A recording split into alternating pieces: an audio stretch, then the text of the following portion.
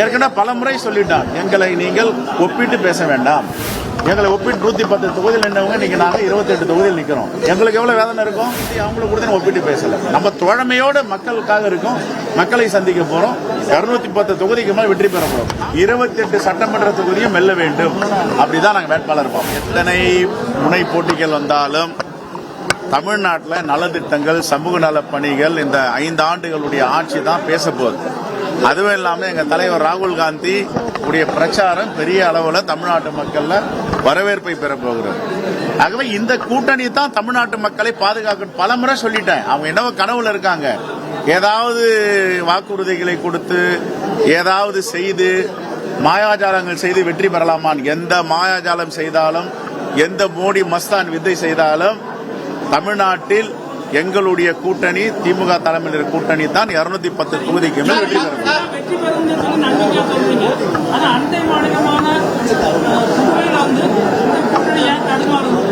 நாங்க தமிழ்நாடு காங்கிரஸ் கமிட்டி தலைவர் என்கிட்ட கேள்வி கேட்க சொல்றேன். பாண்டிச்சேரியை பத்தி எனக்கு எதுவும் தெரியாது. ரைட், தமிழ்நாட்டில் கூட்டணிக்கு திமுக தலைமை, பாண்டிச்சேரியில கூட்டணிக்கு காங்கிரஸ் தலைமை. நீங்க இப்பவும் அவங்களும் ஒத்துக்கினாங்களே. அதே தமிழ்நாடு காங்கிரஸ் கமிட்டி தான் சொல்றேன். நீங்க தான் தலைமை, நீங்க தான் பெரிய கட்சின்னு அதிகமா தான் தொகுதி கொடுக்கறாங்க. அதுல எந்த தொகுதி இருங்க, இப்போ ஒரு சலசலப்பம் இல்ல. திராவிட முன்னேற்ற கழகத்துல திமுகவுடைய முக்கிய பொறுப்பாளர் தலைவர்கள்லாம் ரைட், நீங்க அதிகமான தொகுதியில் இல்லைங்க, நாங்க உங்களோட குறைவான தொகுதியில் நிற்கிறோம், நீங்க பெரிய கட்சி. அந்த தொகுதிகளை அடையாளம் காட்டுறதுல பிரச்சனை இருக்கு. உடன்பாடு முடிஞ்சு ஆல்மோஸ்ட் முடியும். நம்பிக்கையோடு இருக்கு. கடந்த முறை போட்டியிட்டவங்களுக்கு அதிக வாய்ப்பா இல்ல புது முகங்களுக்கு வாய்ப்பு அதிகமா இருக்கு? நீங்க சொல்லுங்களேன், என்ன பண்ணுங்க? நீங்க தான் சொல்லணும். நீங்க தான் கேள்வி கேட்கறீங்க. இல்ல, நான் ஏற்கனவே சொல்லிட்டேன். அகில இந்திய தலைமை வழிகாட்டுதல்ல என்னென்ன ஆய்வறிக்கை கொடுக்குறாங்களோ அதை வச்சு எல்லாத்தையும் சீர்தூக்கி பார்த்து எங்களை பொறுத்த வரைக்கும் 28 சட்டமன்ற தொகுதியும் வெல்ல வேண்டும். அப்படிதான் நாங்க வேட்பாளர் இருப்போம்.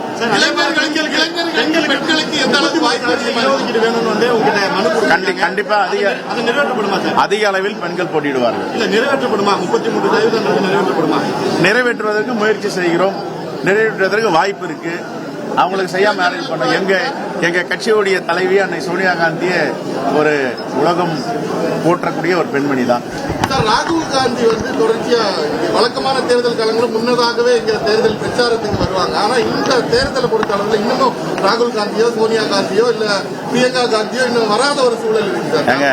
இன்னும் நாமினேஷன் ஆரம்பிக்கல. எப்பவுமே நாமினேஷன் ஆரம்பிச்சு கேண்டிடேட் ஃபைனல் பண்ண பேர் தான் இவ்வளவு காலமா எனக்கு தெரிஞ்சு வந்திருக்காங்க. எப்பவுமே அது மாதிரி அந்த ப்ராசஸ் இருக்கு, வருவாங்க, அவசியம் வருவாங்க. காங்கிரஸ் சார்பாக கிராம கமிட்டி மாநாடு நடப்போது அதுக்கெல்லாம் வராதுன்னு சொன்னீங்க.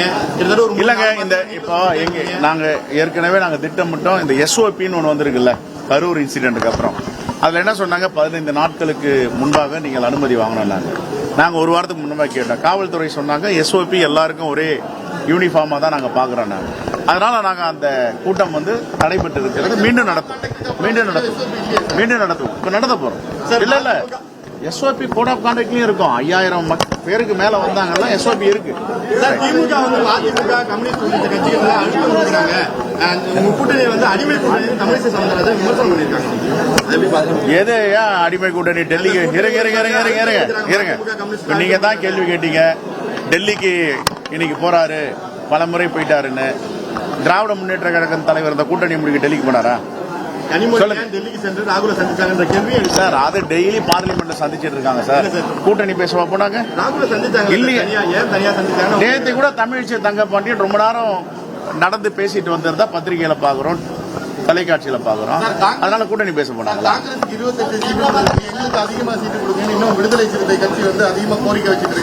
சார் காங்கிரஸ் இங்க பாருங்க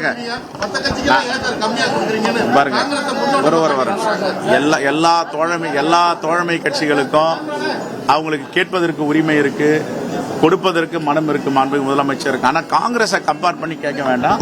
காங்கிரஸ் இன்னைக்கு 100 நாடாளுமன்ற தொகுதிகள் நாடாளுமன்றத்தில் இருக்காங்க. எத்தனை தொகுதி? 100 நாடாளுமன்ற தொகுதி. பிரதான எதிர்கட்சி. இங்கேயும் நாங்க பாண்டிச்சேரி உட்பட 10 நாடாளுமன்ற உறுப்பினர் இருக்கோம். ஏற்கனவே பல முறை சொல்லிட்டான், எங்களை நீங்கள் ஒப்பிட்டு பேச வேண்டாம். எங்களை ஒப்பிட்டு 110 தொகுதியில் நின்றவங்க இன்னைக்கு நாங்க 28 தொகுதியில் நிக்கிறோம். எங்களுக்கு எவ்வளவு வேதனை இருக்கும், அந்த வேதனை அவங்க புரிஞ்சுக்கணும்ல. நீ காங்கிரஸ் கொடுத்தா 41 கொடுத்திருக்காங்க, 63 கொடுத்திருக்காங்க. 63ல நின்னோம், 41ல நின்னோம், அப்புறம் 25 கொடுத்தாங்க. அப்ப நாங்கெல்லாம் வந்து இது மாதிரி நீங்க இவங்களுக்கு கொடுத்து அவங்களுக்கு கொடுத்து ஒப்பிட்டு பேசல. நம்ம தோழமையோடு மக்களுக்காக இருக்கோம், மக்களை சந்திக்க போறோம். 210 தொகுதிக்கு மேல வெற்றி பெற போறோம். காங்கிரஸ் ஒப்பிட்டு இந்த கேள்விக்கான காரணம் என்னன்னா, இது இயற்கையா அமைஞ்ச கூட்டணி. நாங்க வந்து தமிழக மக்களுடைய நலனுக்காகவும் மோடி அரசை வந்து எதிர்க்கிறதுக்காகவும் பிஜேபி எதிர்க்கிறதுக்காக நாங்க உருவாக்கப்பட்ட கூட்டணி அப்படின்னு. அதுக்காக நீங்க விட்டு கொடுக்க மாட்டீங்க, மத்த கட்சிகளை மட்டும் விட்டு கொடுக்க சொல்றீங்களா? ஏன்னு கேக்குறாங்க. இல்ல ஏங்க நீங்க அந்த கட்சி 25 சீட்ல நின்றுக்கலாம். இப்ப விசிகா வந்து 6ல இருந்து ஒரு சொல்றீங்க. கேட்பதற்கு அவர்களுக்கு உரிமை இருப்பதற்கு, கொடுப்பதற்கு மாண்பு முதலமைச்சருக்கு மனம் இருக்கு. ஆகையால் நாங்க போயிட்டு பிற கட்சியில மூக்க நுழைச்சு இவங்களுக்கு அவங்களுக்கு சொல்லுது. எங்க கட்சியை நாங்க பார்த்துட்டு இருக்கோம், எங்க அரசியல் நாங்க பார்த்துட்டு இருக்கோம். அதே வேண்டுகோள் தான் எல்லாருக்கும் வைக்கிறோம். காங்கிரஸை ஒப்பிட்டு பேசாதீர்கள். விடுதலை சிறுத்தை திருமாவளவனுக்கு தேமுதிக என்ன சொல்றீங்க சார்? தெரியல. இல்ல சார், உங்க பிற கட்சியை பத்தி நாங்க பேசுறது இல்ல. காங்கிரஸை மையப்படுத்தி கேட்கறதுனால உங்களுடைய பதில் என்ன சார்? நாங்க தான் எங்க வேதனையை சொல்லிட்டோமே. அப்படி கம்பேர் பண்ணாதீங்க. 100 நாடாளுமன்ற உறுப்பினர்களை கொண்ட பேரியக்கம் காங்கிரஸ் பேரியக்கம்.